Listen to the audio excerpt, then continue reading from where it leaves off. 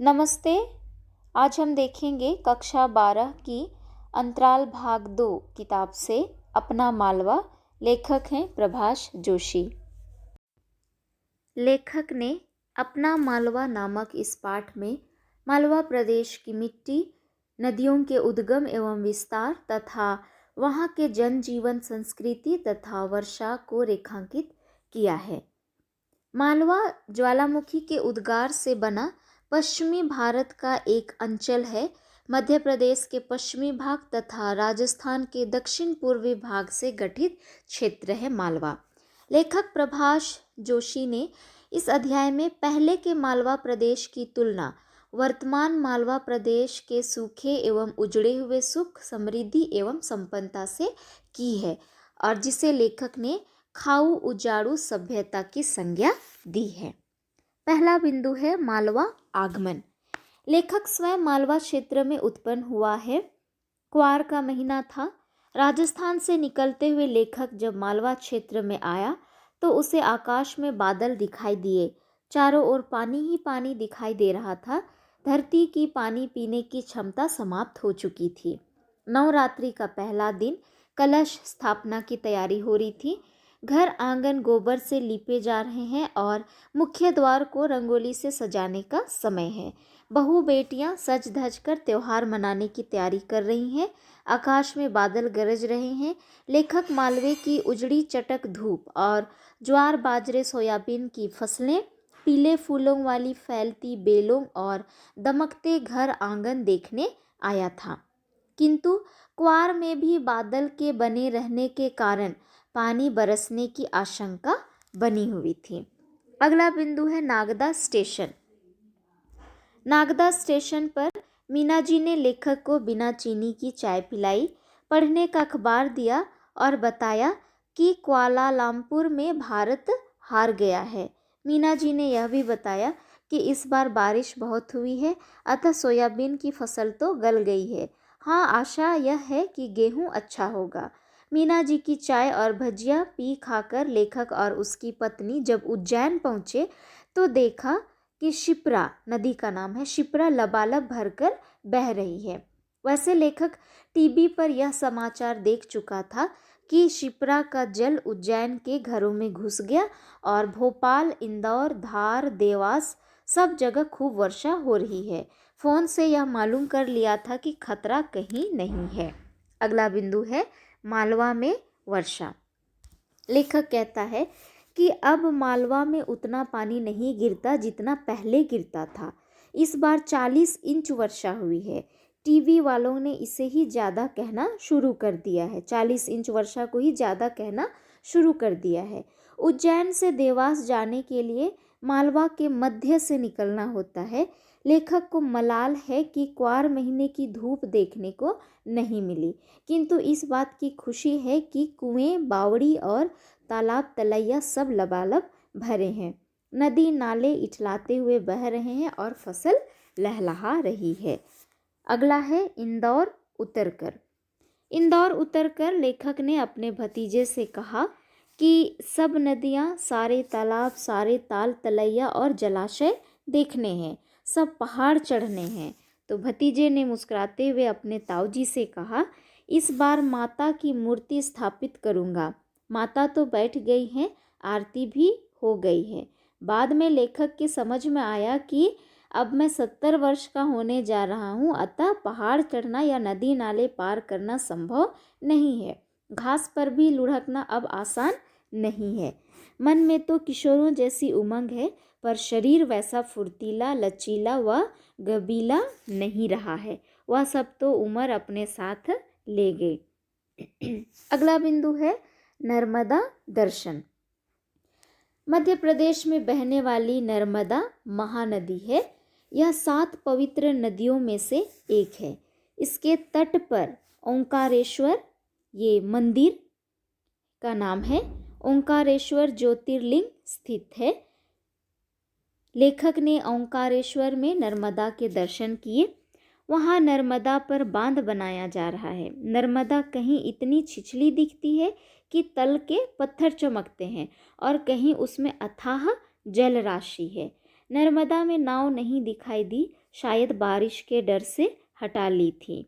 ओंकारेश्वर में ज्योतिर्लिंग धाम जैसा सौंदर्य दिखाई नहीं दे रहा था।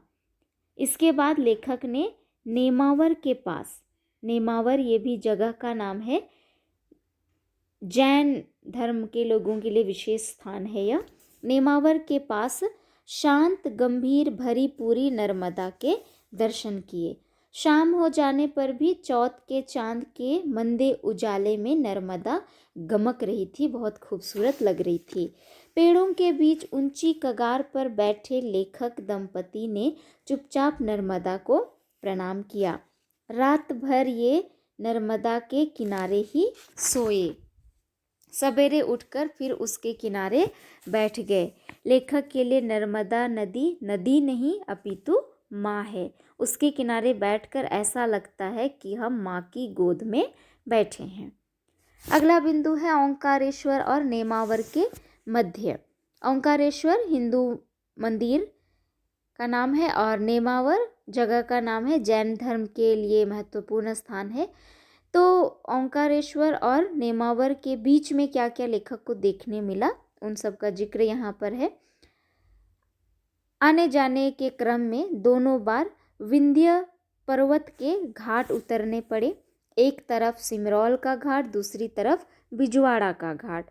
दोनों में सगौन के जंगल, सगौन सगवान। सिमरौल के बीच से चोरल बह रही थी, डैम का नाम है चोरल। बिजवाड़ा में हर नाला बह रहा था, हर पहाड़ी नदी पानी बहा रही थी।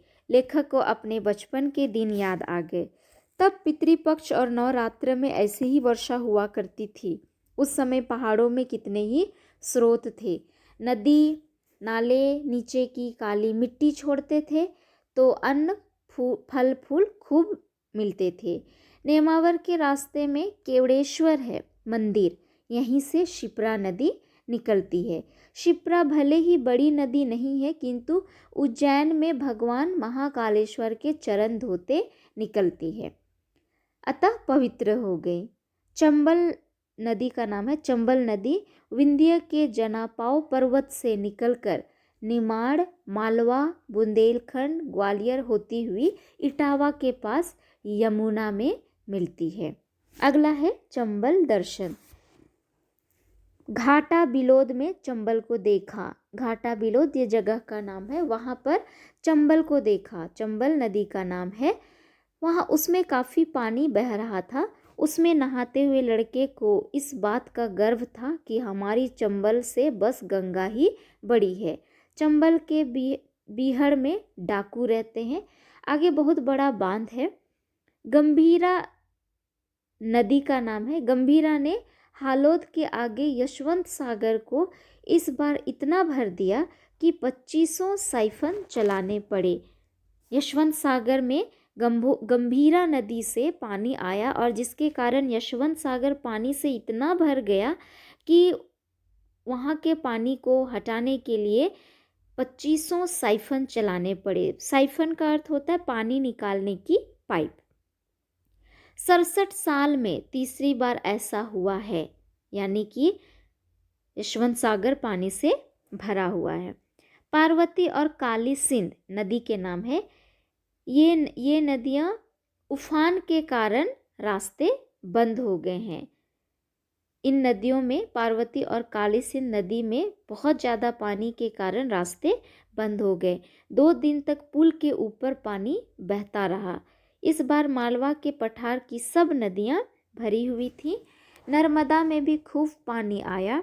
बरसों बाद हजारों साल पुरानी कहावत सच्ची हुई। और वो कहावत कौन सी थी? मालव धरती गहन गंभीर, डगडग रोटी पग पग नीर। इस यात्रा में लेखक को दक्षिण से उत्तर की ओर ढलान वाले इस पठार की सभी नदियों के दर्शन हुए। लेखक का निष्कर्ष है कि नदी का सदा नीरा रहना, नदी में हमेशा जल रहना जीवन के स्रोत का सदा जीवित रहना है। नदी में जल है तो जीवन है।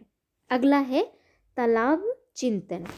पानी के लिए नदियों के बाद तालाबों पर निर्भर रहते हैं। मालवा में विक्रमादित्य, भोज और मंजू सम्राटों के नाम है। इन्होंने इस पठार पर तालाब बनवाए, बड़ी बड़ी बावड़ियाँ बनवाई, बावड़ियाँ चौड़ा चौड़ा कुआं, ताकि बरसात का पानी रुका रहे और धरती के गर्भ के पानी को जीवित रखा जा सके।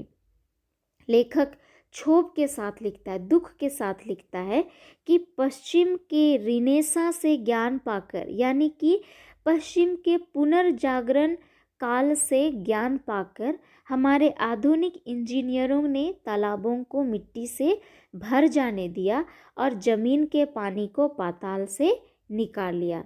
यानी कि जो तालाब थे उन पर मिट्टी भर दिया गया, जिसके कारण जो पानी का जो स्रोत था वो नहीं रहा। परिणाम स्वरूप नदी नाले सूख गए। पग पग नीर वाला मालवा सूख गया। जिस मालवा में हमेशा पानी भरा रहता था वह मालवा सूख गया। लेखक को प्रसन्नता है कि इस बार बिलावती, पीपलिया, सिरपुर सभी लबालब हैं। ये सभी गांव के नाम हैं। ये सभी लबालब हैं।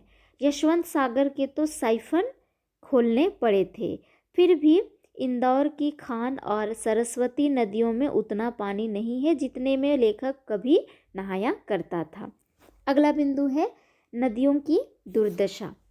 लेखक को इस बात का दुख है कि हाथीपाला, चंद्रभागा, शिप्रा, चंबल, गंभीर, पार्वती, काली सिंध, चोरल आदि सभी नदियां सदा नीरा थी। हमेशा इसमें जल रहता था, किंतु अब इनमें जल नहीं है।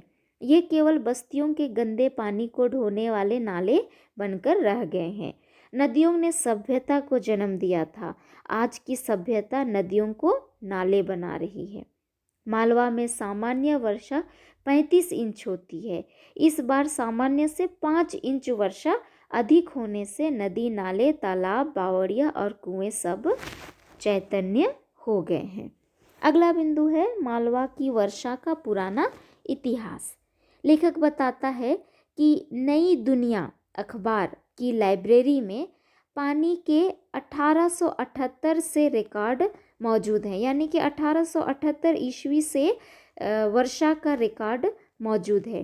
पिछले 128 वर्ष में केवल 1899 में मालवा में केवल 15.75 इंच पानी गिरा था।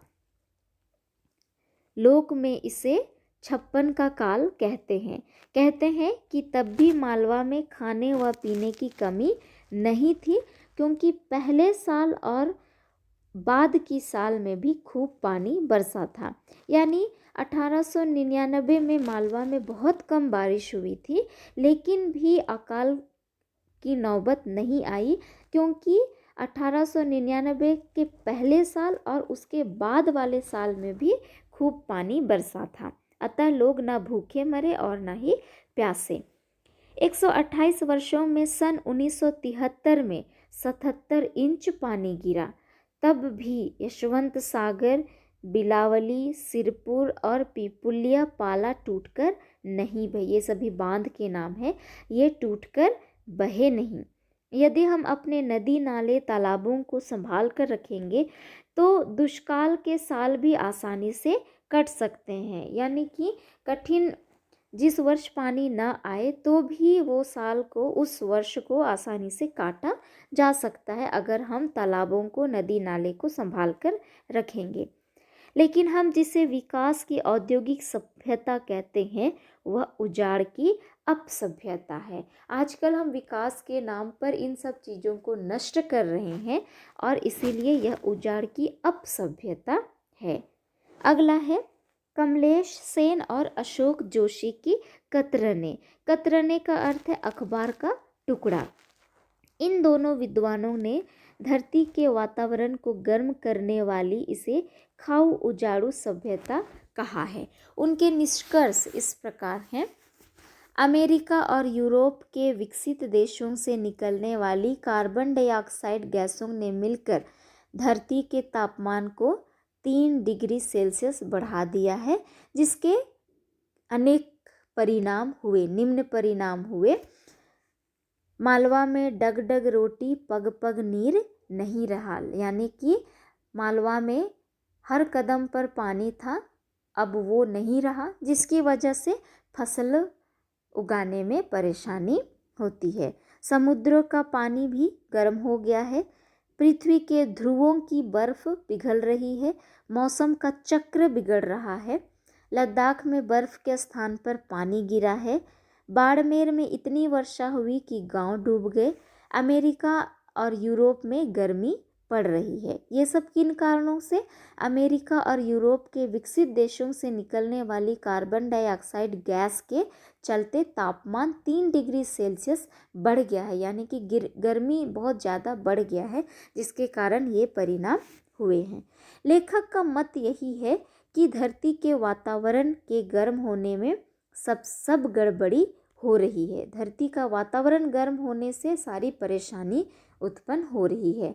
अमेरिका अपनी इस खाओ उजाड़ू जीवन पद्धति से कोई समझौता करने को तैयार नहीं है, लेकिन हम भी तो अपने मालवा की गहन गंभीर और पग पग नीर की डग डग रोटी देने वाली धरती को उजाड़ने में लगे हैं। कहने का मतलब है कि मालवा में इतना पानी रहता था, उसके कारण फसलें बहुत अच्छी होती थी, लेकिन अब वो स्थिति नहीं रही है। हम इसको उजाड़ने में लगे हैं और इन सब चीज़ों को बचाना है तो हमें अपनी जीवन पद्धति बदलनी होगी, हमें अपनी जीवन शैली बदलनी होगी, हमें प्रकृति की ओर भी ध्यान देना पड़ेगा, प्रकृति की रक्षा करना पड़ेगा। तो ये है प्रभाष जोशी